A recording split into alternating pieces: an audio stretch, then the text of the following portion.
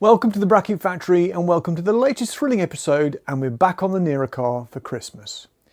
Now, if you've been following the channel, you know we've got two Ner-A-Cars. The first one is a project which needs a lot of work, but the second one, the more recent one, is original, unrestored and ran when parked.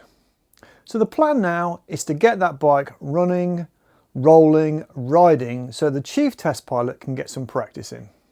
So it should be a mere formality, shouldn't it? Let's see. So here it is, a 1921 Ner-A-Car.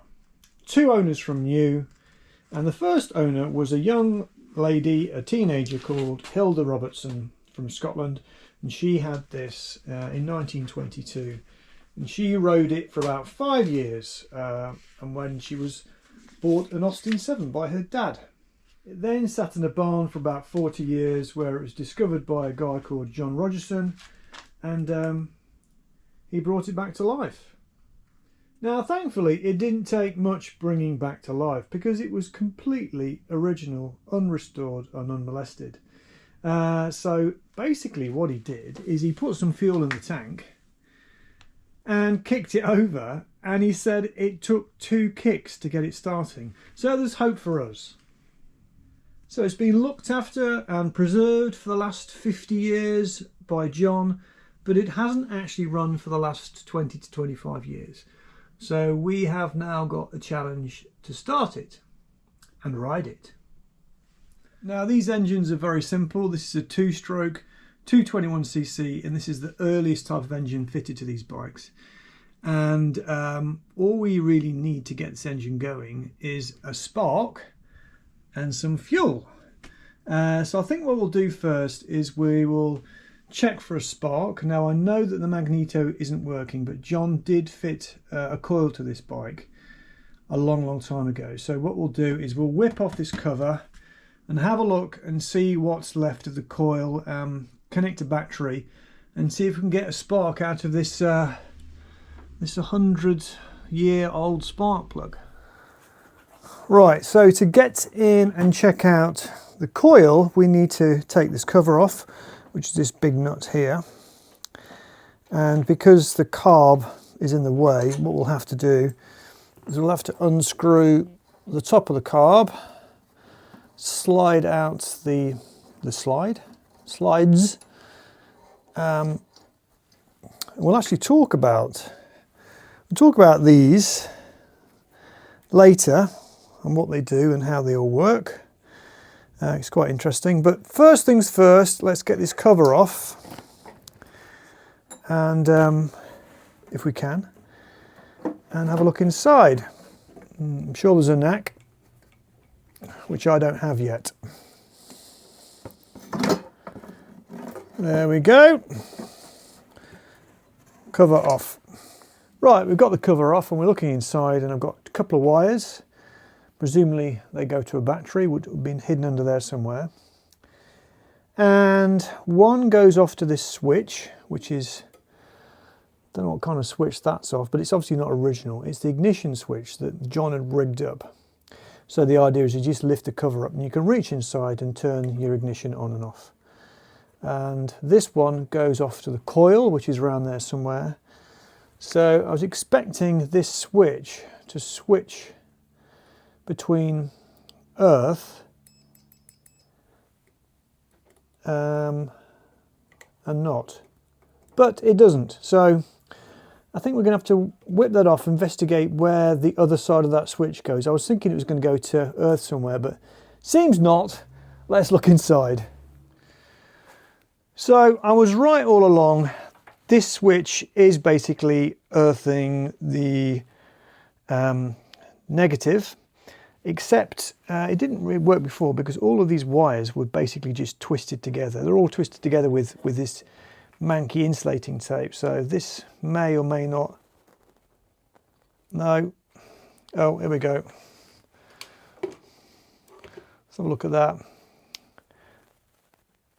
There we go. Sort of. So what we're going to do is we are going to abandon this side of the circuit and focus on the coil side and see, look at this, not ideal.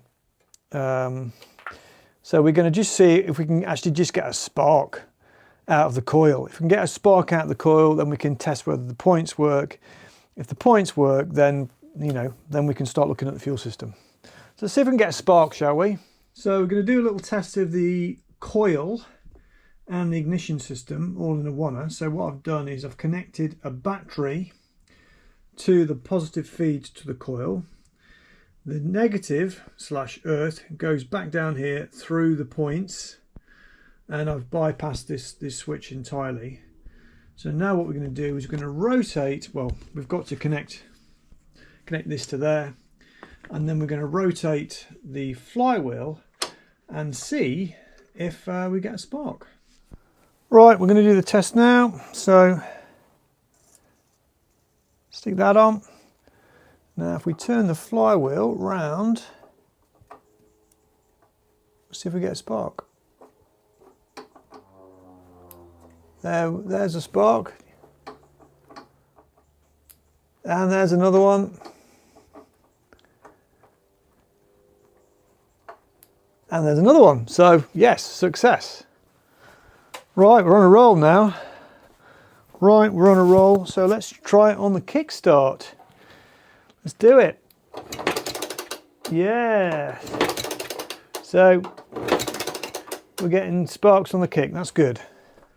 So we're getting a spark out of that coil and those points. So that's all very promising. Now I need to rig up something a bit more permanent. The battery's got to be on the bike, of course. Need to find a smaller battery for that, I think. And I needed an ignition switch that actually works. Ideally something on the handlebars or thereabouts. So now we need to turn our attention to the fuel system. So the fuel system basically consists of this tank connected by this pipe through to this carb. Now this is an early brown and Barlow carb.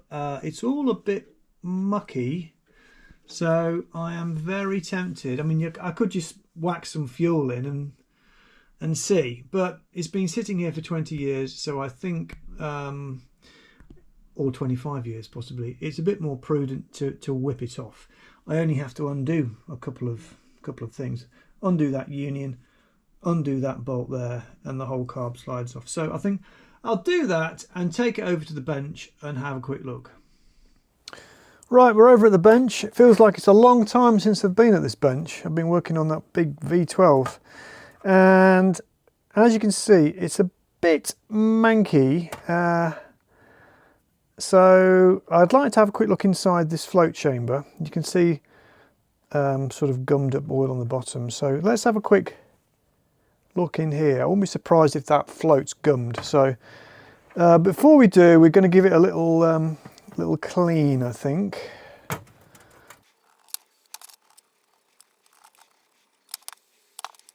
This is petrol I'm using, by the way. This is the V12 engine start secret weapon.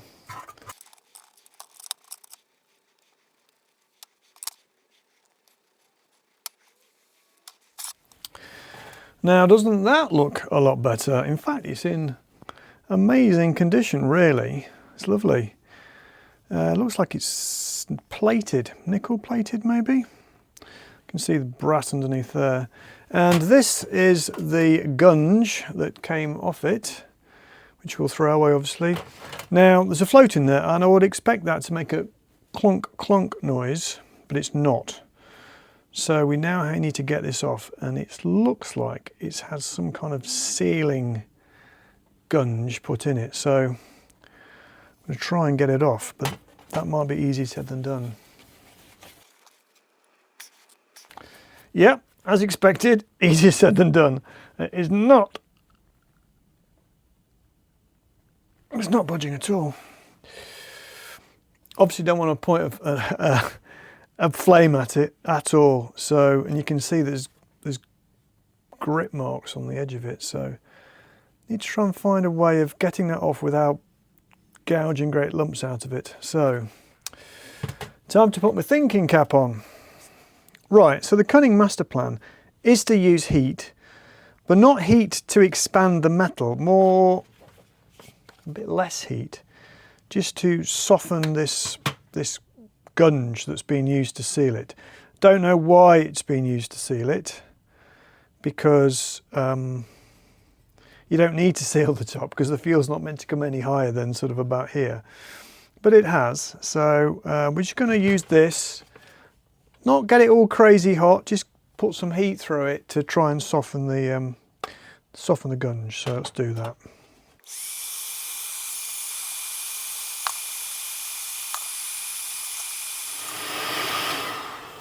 Right, we can see something's happening now. It's starting to kind of bubble out that seal, so that's quite a good sign. Let's see if it works. Yes, and Eureka! Let's have a look inside. Move that out of the way.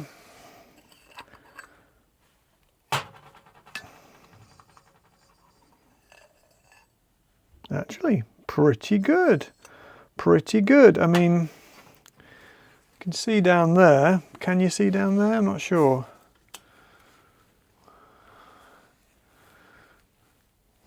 Can we see? Well, anyway, down there is quite a lot of gunge. So we'll be getting that out. Right, so we've now gone in a bit deeper, and I've actually taken this jet out of the bottom.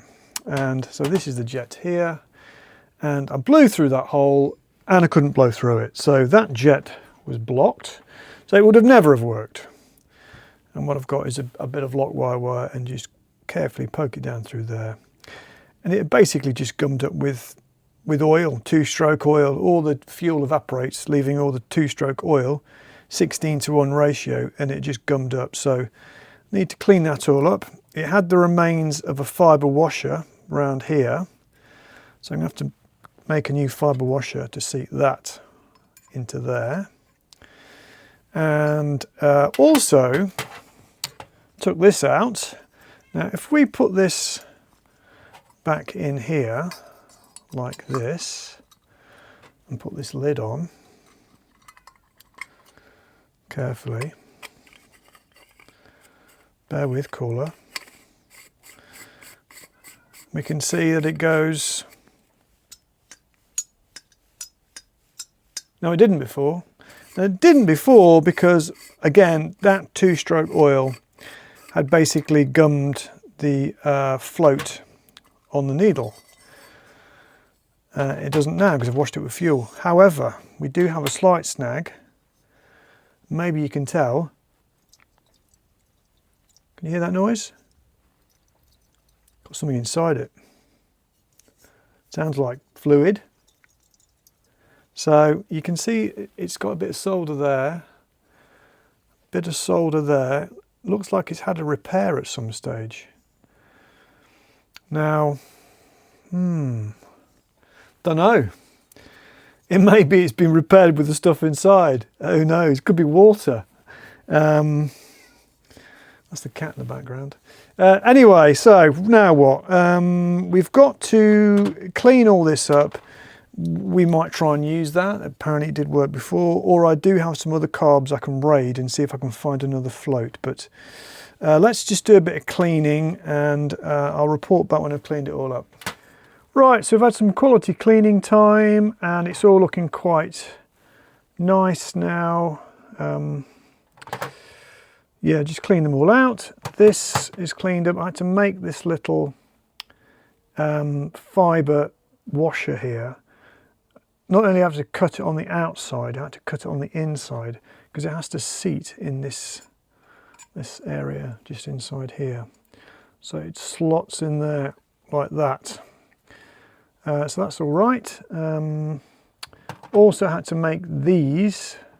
Now fortunately, I've got a box of these. Like that. You should always have a box of these handy. And this one slots on there perfectly. I've trimmed it on the outside, and this banjo goes over the top like that, and then this sandwiches on there like that. So what we're going to do is we're going to just reassemble the whole thing. I mean, there isn't much to it. It's very simple. And then take it over, put it back on the bike, and maybe have a little chat about how it works. And then we can take a look at the tank, because of course we need to put some fuel in the tank. So let's just put it back together.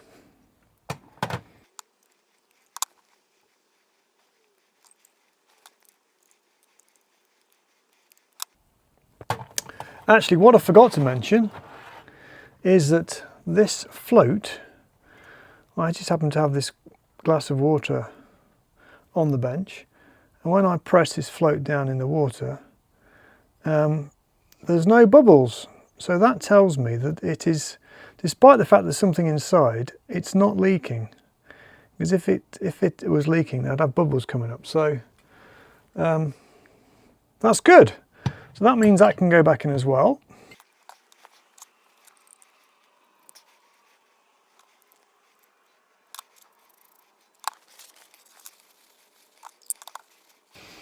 On the very top of here is a needle, and that needle goes into there and closes that valve. Now, what you often see is a scored groove around that needle, and this looks all right.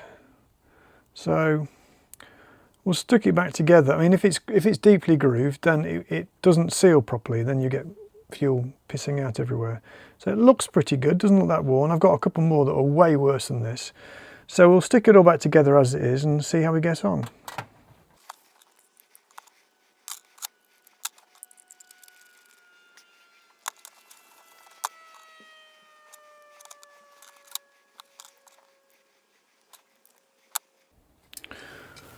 Right, there's the carb, screw back together again, so we can now go and stick it back on the bike.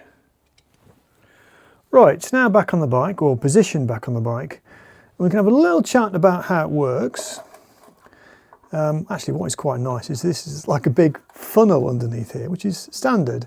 So that when you press the tickler, which is what presses the valve, sorry, presses the float down, which causes more fuel to flow through, it will flood down there and drain out down the funnel. But anyway, so if we remove this cover, which is an integral part of it and affects the mixture, you can see in here two slides. Now, there's like an outer slide, which is the throttle slide, and an inner slide, which is the air slide. So if I move this, that's the air slide, and I move the other lever on the handlebars, that's the outer throttle. And what you do is that when you start the bike from cold, you have your outer slide, sorry, your air slide shut, which makes it richer. And then you, as you open it up and warm it up, you lift the throttle, lift the air slide, and ultimately when it's warm, you have the air slide fully open. But what you can do when you're riding the bike, you can play around with the air slide, make it richer or leaner, or mainly richer. So if you want to accelerate, you might drop the air slide a bit, run it a bit richer. So you kind of have to have an insight into how carburetors work to ride this bike, unlike modern Fangles things. So that's going to be a challenge to sort of master that. And the chief test pilot will have to have a lecture on air-fuel ratio. But right, there's been a little change of plan. I'm not going to put the carb on yet because I want to run some fuel through this fuel pipe, which means I've got to get into this tank. And guess what? This cap is completely gummed up. Again, it's 25-year-old two-stroke oil. So I've got to get that off. I think I want to try use a little bit of warmth again. There's no fuel in it. I've turned the tap on. So just put a bit of heat through that and see if I can undo that cap. So I'm going to go very carefully with this. The design of this seat is different to my other one. This is a much earlier one. On the later ones, you could basically unhook it and make the whole thing go back, but on this one, you can just wedge it up. So anyway, that's completely jammed. So I'm going to go very, very, very carefully with this because I don't want to burn any of this paint. So just very, very carefully.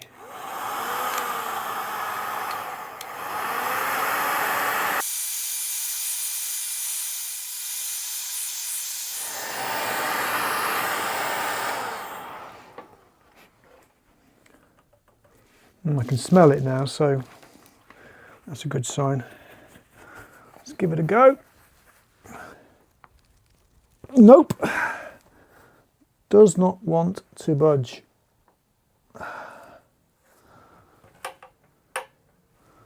Got a bit more.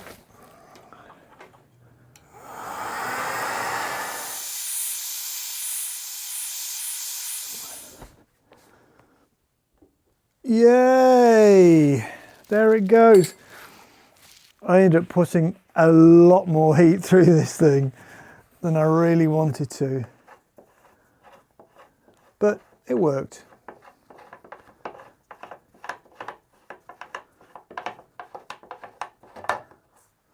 Woo! Absolutely stinks. But in a good way. So, time to put some fuel in there and see what runs through the other end, I think. Right, so we've got fuel in the tank. We've got a petrol pipe, plastic pipe going into a container. And when we turn the fuel tap on, nothing comes out.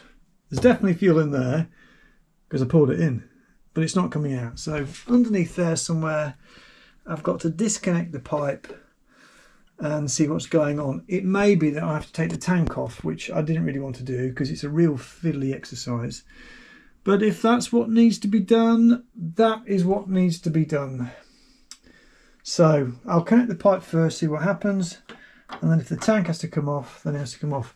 It does look pretty grotty inside there. I've sort of shined a light in there and it looks grim, so that might have to be addressed. So we're now back at the bench with the tank, which is a bit of a pain to get off because these four nuts are underneath. So what happened is that when I opened the tap, this just came out and there is still fuel in here. So let's just drain the fuel out, see what it looks like. Oh my Lord. Oh man alive.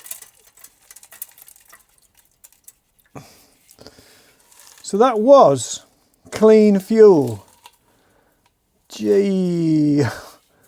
Okay. So this is a bit of an issue. I'm not just throwing fuel in here, am I? And running it. So that is the fuel. And there's all that. What on earth is that inside?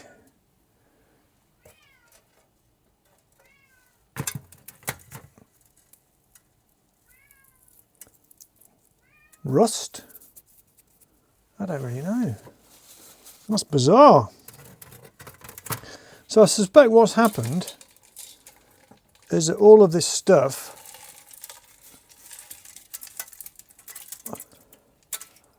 has completely blocked that tap.